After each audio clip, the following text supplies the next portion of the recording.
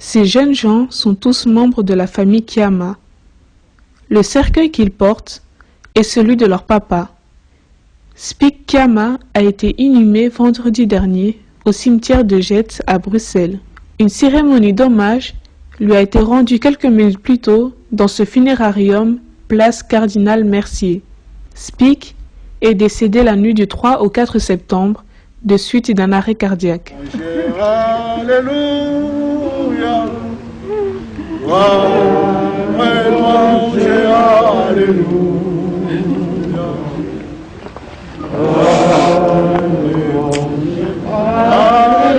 Alléluia.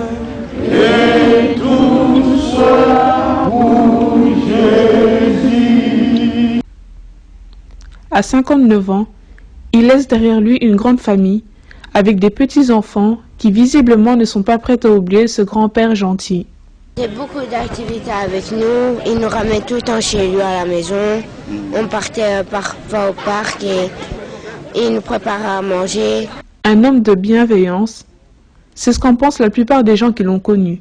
En tout cas, c'est dur. Hein? C'est dur d'avancer de mots en ce moment. C'est un frère, un petit frère que nous avons tous connu ici. Bon, chaque personne a ses petites histoires, mais du fond de son cœur, c'était un garçon bien, que je connais, moi personnellement. Mais alors, voilà, que dire? Franchement, sa disparition me fait trop mal. É verdade, as recordações são muitas. É amigo, irmão que estava sempre conosco.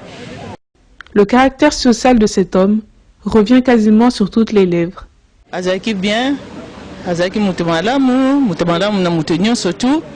Donc asa ya moko bien quoi, ya moko cool. Donc en tout cas, natika omona mabe moko teka tinae. Et en même temps que je sais que là où il est, il va bien et qu'il est dans le meilleur des mondes pour lui. Pour lui, il est très bien. Voilà. Et il va bien, enfin, il nous regarde.